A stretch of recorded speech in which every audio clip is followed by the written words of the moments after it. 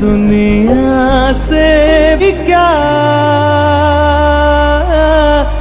কারা যেন বলছিলে অর্পিতাদি একটা কচি ছেলেকে বিয়ে করেছে, অর্পিতাদির নাকি আগের বরটা বুড়ো ছিল, সেই কারণে অর্পিতাদিদের জমেনি, ওদের মিলমিশ হয়নি, সেই কারণে কচি ছেলেকে বিয়ে করবে বলে অর্পিতাদি আবার বিয়ে করেছে।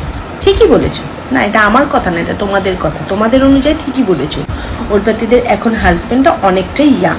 আগেরটা সত্যি কথা বলতে ভাই, যাই বলো তাই বলো, মেয়েরা সবসময় চায় তার হাজব্যান্ড একটু হ্যান্ডসাম হবে।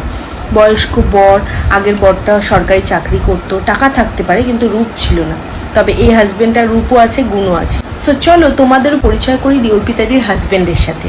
এই যে নিচে দেখছো অর্পিতাদির হাজব্যান্ডকে, এতটাই ইয়াং যে দেখে সত্যি আমিও ক্রাশ খেয়ে যাচ্ছি। কোথায় গেল সেই সব মানুষেরা যারা অর্পিতাদিকে খারাপ খারাপ কথা বলছিলে, তার বর হাজব্যান্ডকে নিয়ে ভুলভাল কথা বলছিলে, মুখে ঝামা ঘষে দিল তো দিয়েছে, অর্পিতাদি মুখে ঝামা ঘষে বেশ করেছে। ওর বর ইয়াং হবে না বুড়ো হবে, কচি হবে না জোয়ান হবে, এসব তোমাদের ভাবনার বিষয় না।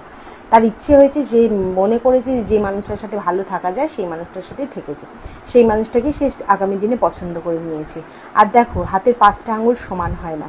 সো আগের হাজব্যান্ডের সাথে নিশ্চয়ই কিছু মনোমালিন্য ছিল, সেই কারণে দুজনে মিউচুয়াল ডিভোর্স, সেটা অর্পিতাদি নিজেই বলেছে।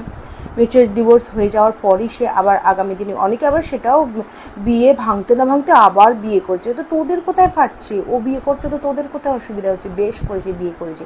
তোদেরও যদি মনে হয় আরও তোরাও 5-6টা বিয়ে কর, কোনো অসুবিধা নেই। ও যেটা ভালো বুঝেছে সেটাই করেছে। অর্পিতা, তোমাকে দারুণ লাগছে তার, তোমার হাজব্যান্ডকেও। তবে হাজব্যান্ডের নাম হচ্ছে কি, কুমারেশ হালদার, দাদা ভাইয়ের নাম। দাদা সত্যি খুব হ্যান্ডসাম, আর অর্পিতাদের সাথে খুব ভালো মানিয়েছে। আর তোমরা এইভাবেই সুখে শান্তিতে বসবাস করো, এটাই আমরা চাই।